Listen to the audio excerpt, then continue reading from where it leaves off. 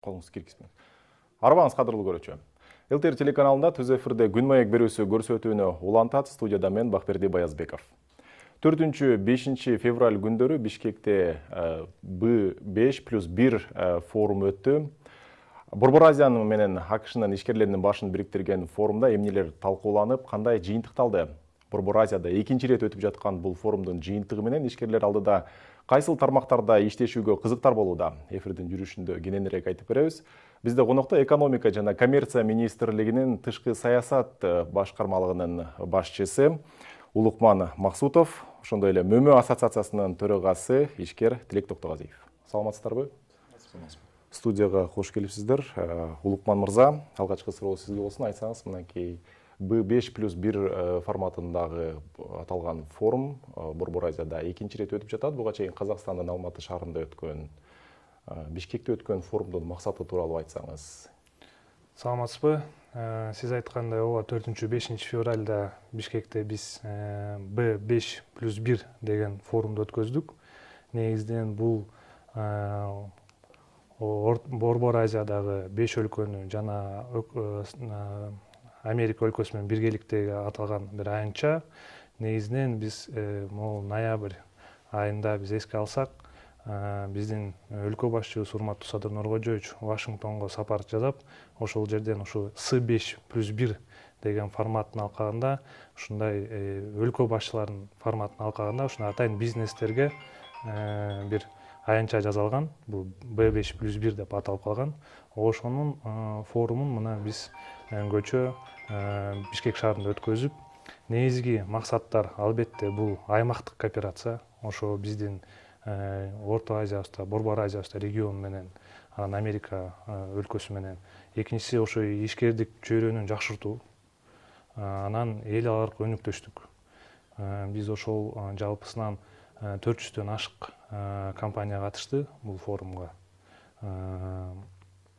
Өзү аябагандай көп мындай кызыкчылык болду ар бир өлкөдөн. Мына Америка өлкөсүнөн дагы өзүңүздөр көрдүңүздөр.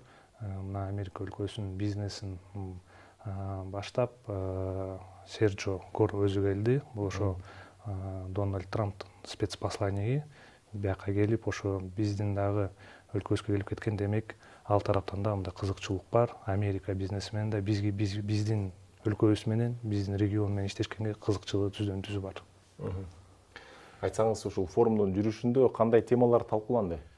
Форум негизинен 2 күнгө бөлүндү. Ар бир нече тармакта бизде панельный сессиялар өттү. Бул болсо ошо айыл чарба тармагы, финансы тармагы, креативный экономика тармагы, туризм тармагы жана башка тармактарда бир нече критикалык ресурс боюнча дагы талкуулар жүрдү. Демек, бир нече тармакта биз ошо биргеликте ошо Борбор Азияда өлкөнүн өкүлдөрү менен жана Американын өкүлдөрү менен ушуну талкуулоону жараттык да. Рахмат. Тилек мырза, мына сиз аталган форумдун катышуучусу катары айтсаңыз, алдыда кайсыл тармактарда иштешүүнү көздөдөсүздөр, кандай компаниялар менен жолугуу, сүйлөшүүлөрдү жүргүздүңүздөр? Биз негизи Американын ошо компаниялары менен, университеттер менен мурунтан бери эле иштешип жүрөбүз. Мындай бул жактан, бул форумдан таныштык деп айта албайм. Ага чейин эле ошо мамилелерибиз бар болгондуктан. Бирок ушул форумдан биз өзүбүздүн тажрыйбабыз жөнүндө бөлүшүп кеттик. Анан бул деле чын айтсам да уникалдуу нерсе. Анткени көп ушул Борбор Азиядагы бизнес үчүн Америка деген бул бир алыскы бир мамлекетте, мисалы үчүн Россия менен, Кытай менен, Түркия менен биз баарыбыз көнүп калган. Мисалы көнүмүш иш болуп атат да, алар менен бизнести жасаганча. Бирок Америка чындыгында географиялык жактан алыс. Географиялык жактан өтө алыс. Соода кылайын десең дагы логистикасы көп нерсесин жеп салат дегендей. Анан ошол үчүн биз болсо билесиздер, мына ошо МөМө тармакта өнүктүрүп атабыз акыркы жылдары, 3 жылдан бери. Бул экспортко тиешелүү маселе. Бирок биз ошол Американын, өзгөчө Калифорниянын технологияларын изилдеп, дүйнө жүзү боюнча эң алдыңкы технология ошолордо экенин билдик да. Дүйнө жүзү боюнча эң күчтүү селекция, илим жагы, генетика жактары өтө өнүккөн экен. ага далил катары мындай сандарды айтып кетсем болот. Мисалы үчүн Кыргызстанда орточо түшүмдүүлүгүбүз 1 гектардан 10 тонна болса, Калифорнияда орточосу 70 тонна.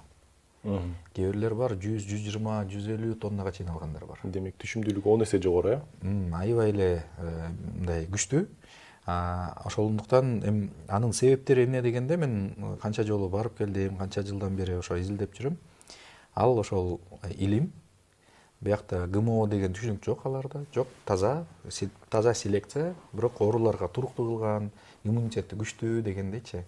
Анан дайыма ошо илимге жылда аябай көп акча бөлүнгөндүктөн булардын бизде деле мындай мал чарбачылыкта деле салыштырып айтсам 3 литр берген мындай биздин уйларыбыз бар.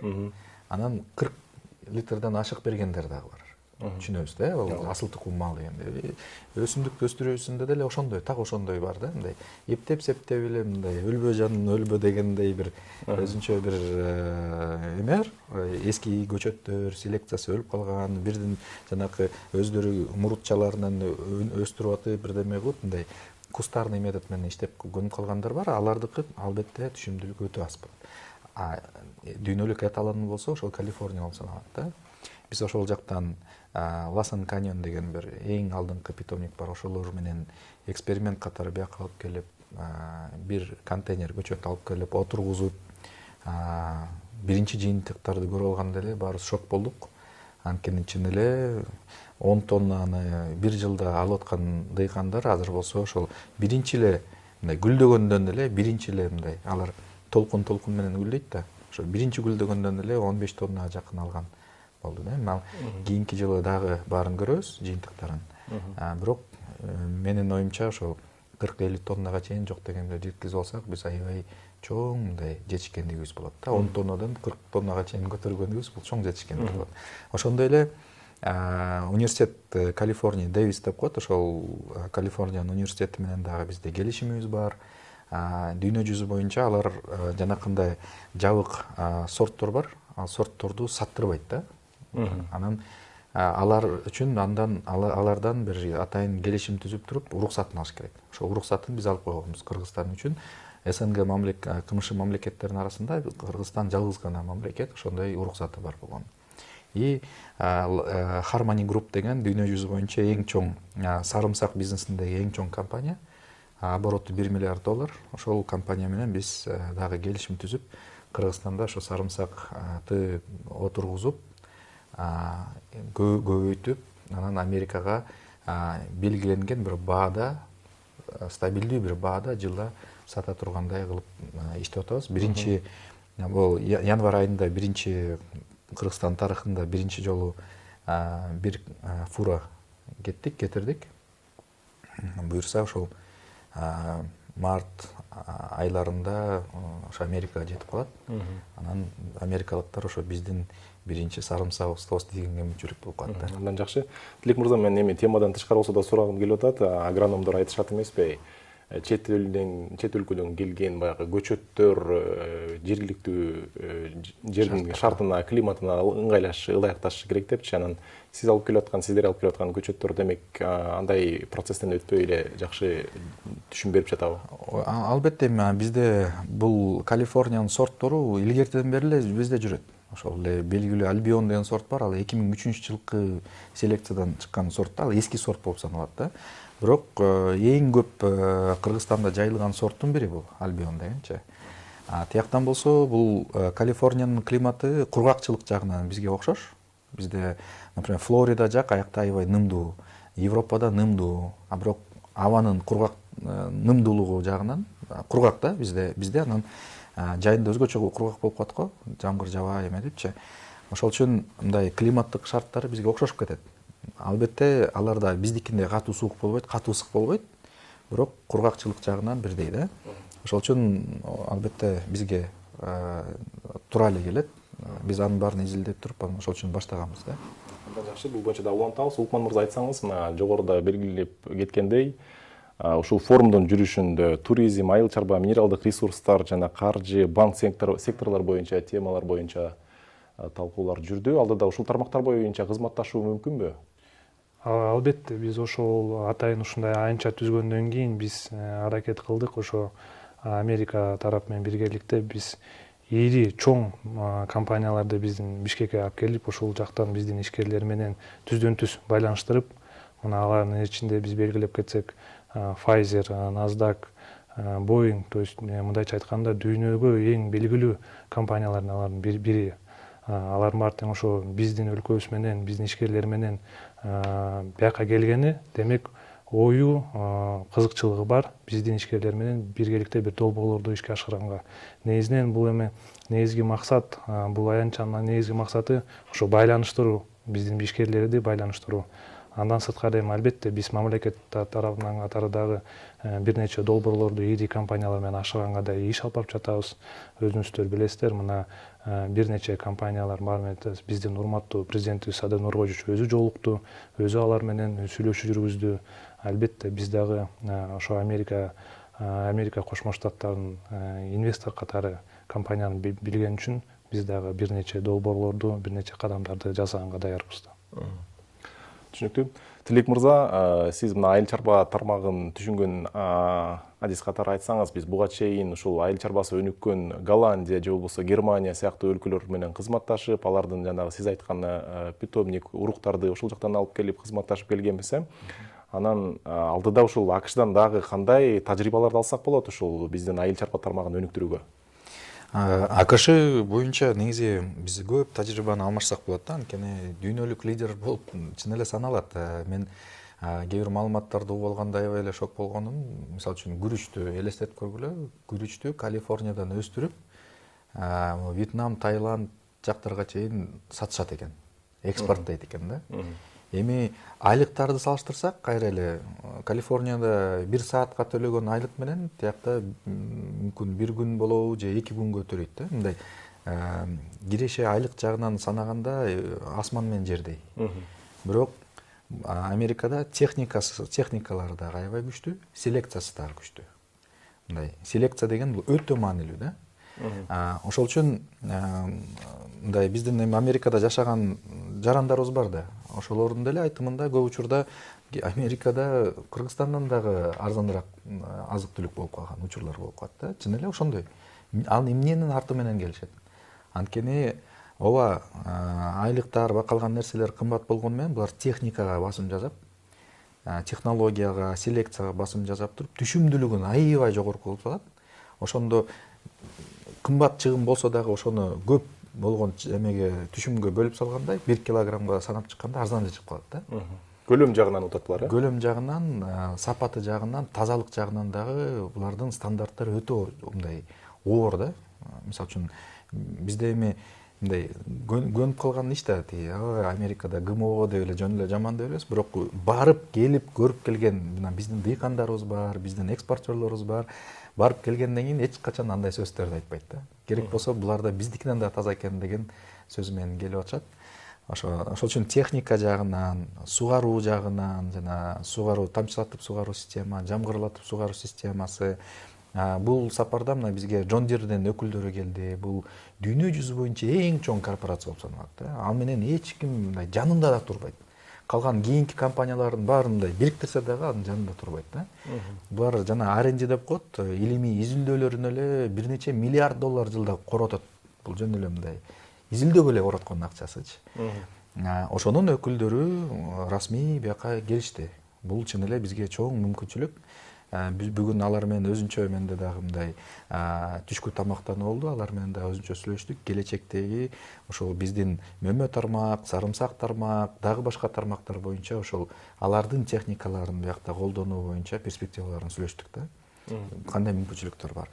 Анан Valmont деген дагы бир эмелер келген. Алар жана сугаруу системанын өкүлдөрү айыл чарба жагынан. Алар менен дагы сүйлөшүп, буюрса ошол көп тармактардан кызматташалы деп атабыз. Америка деген арзан эмес, кымбатыраак. Бирок жана эме деп орустарда сөз бар эмес беле, скупой платит дважды дегендечи. Мындай ар бир бизнесте эгерде анын артында чын эле технология бар болсо, анын артында натыйжалуулугу бар болсо, эффект бар болсо, анда мындай экономить этпей жакшы нерсе менен иштеш керек да. Биз мисалы үчүн бүт долбоорлорума мен ошондой принцип менен карманам. Сиз ушул өткөн форумдан кандай жаңылыктарды ала алдыңыз өзүңүзгө? Бул форумда форум деген дайыма бул жана B2B сессиялар көп болот да. Биз мамилелерди курабыз, керек болсо эски тааныштарыбыз бар да. Аларды дагы чакырып, сыйлап дегенде бул кадимкидей эле бири менен мындай мамилени күчөткөн мүмкүнчүлүк бар. Казакстандан, Өзбекстандан, Тажикстандан, Түркменистандан дагы биздин мисалы үчүн секторго кызыккандар бар. Ошолордун арасынан мисалы үчүн келгиле чогуу иштешебиз, силердин мындай тажрыйбаңыз аябай жакты, биз менен чогуу иштешпөйлү, биз инвестиция кылбайлы деген дагы учурлар болуп калышы мүмкүн. Ошол үчүн мындай форумдардын мындай кандай десем, кагаз түрүндө болгон жыйынтыктар бар. Анан көшөгөнүн артында болгон дагы бир жыйынтыктар бар десек болот да. Анан көп учурда ошол көшөгөнүн артында болгон жыйынтыктар булар мындай кагаздан дагы тышкары маанилүүрөөк болуп калышы мүмкүн да.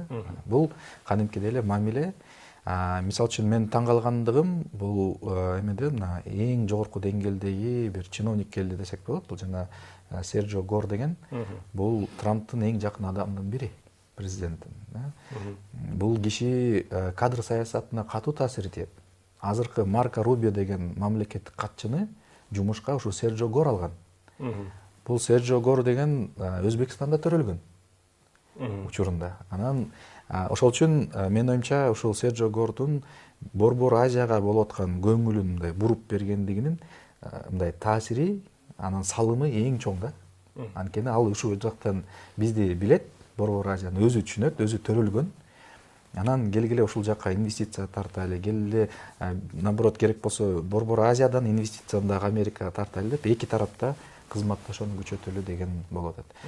Менин оюмча андан коптонбош керек. Бул биз түшүнүшүбүз керек, анын эмнеси жакшы мүмкүнчүлүктөр бар. Ошол мүмкүнчүлүктөрдү таап кызматташа беришибиз керек. Улукман мырза, мынакей биз жогоруда белгилегендей аталган форум буга чейин Казакстандын Алматы шаарында өткөн. Сиз айтсаңыз, ушул Бишкекте экинчи ирет өтүп жаткан бул форумдун өзгөчөлүктөрү эмне болду? Масштабы кеңейдиби? Эми Алматыдагы бул биринчи форум болгон, бул аянтчанын биринчи форум болгон. Экинчиси биздин өлкөбүздө өтүп жатты. Эми масштабы, анан форматы мен эми мындай өзүбүздү мактагым эметким келбей атат, бирок мен мына башка ишкерлерден, Америкадан келген өкүлдөрдөн, башка Өзбекстандан келген өкүлдөрдөн баарынан угуп жатам. Масштаб, деңгээл бир нече өйдө болду деп. Биз ошол өкмөт тараптан болушунча күч аракетибиздин баарын салдык. Мына Тилек мырза айткандай, жанагындай жогорку деңгээлдеги чиновник келип, ошо өзүнүн кызыкчылыгын билдирип, анын артынан албетте ири компаниялар да келет да. Өзүңүздөр билесиздер, практика ошондой. Анын артынан да ири компаниялар келип, анан мына мен да угуп мына сүйүнүп атам, мына John Deere чындап эле аябай чоң компания. Тилек мырза ошолор менен да бир долбоорду Кудай алдыда ошондой бир долбоорду ишке ашырса, биз да демек ушул бир аянтчалар өзүнүн мындай кандай десем жыйынтыгын берип жатат да. Эми биз өкмөт тараптан да биз да өзүнчө бир анализ кылып эметип атабыз. Биздин оюбуз боюнча ушул өткөн маарекелер жогорку деңгээлде өттү деп ойлойбуз да. Буга чейин ошол эле суроону улай, Алматыда өткөн форум өзүнүн максатына жеттиби биз тараптан, кыргыз тараптан? Эми биздин сунуштар, макулдашуулар мүмкүн. Эми биздин негизги максат ал биринчи форум болгондуктан бул ал таанышуу максаты болду да. Эми биз түшүнүшүбүз керек, мындай чоң өлкө менен өтүп барып аткан бул не только ошо бир жыйынтыкка жетиш, бул имиджевый да мероприятие болуп эсептелинет. Ошондуктан мына биздин өлкөбүздө өтүп ошондой чоң деңгээлдеги участниктер катышып, бул да бир чоң бир сигнал деп ойлойм да. Биздин негизинен Америка өкүлдөрү биздин Борбор Азияда өлкөлөрдү бир регион катары кабыл алып атат да. Биз уже бир регион катары бир нече долбоорлорду ашырып атабыз. Мына өзүңүздөр билесиздер, Камбар Атаны ашырып атабыз. Өзүңүздөр билесиздер, жана темир жолдун регион менен бизде Кыргызстан, Өзбекстан биргеликте ошондой чоң ири долбоорлорду ашыргандыктан алардан да бизге ошондой кызыкчылыгы чоңоюп атат да. Айтсаңыз, форумдун жыйынтыгында жалпы ушул мына жыйынтыкталды бүгүн, кандай макулдашуулар жетишилди, эмнелерге кол коюлду? Форумдун жыйынтыгы боюнча биздин ошо өкмөттөрдүн башчыларынын деңгээлинде министрлердин деңгээлинде өзүнчө бир коммюникеге кабылданды. Биз ошол коммуникенин алкагында ар бир тарап жыл ушул эмки форумга чейин иш алып барыш керек. Эмки форумунун алкагында ошо биз кандай жумушту алып бардык, кандай макулдашууга жетише алдык, ошол эмнеге алып келип берди, эмнеге жардам берди, кандай прогресс болду, ошонун баарын тең бизде ошо эмки форумга барганда ошондой отчет катары кетет да.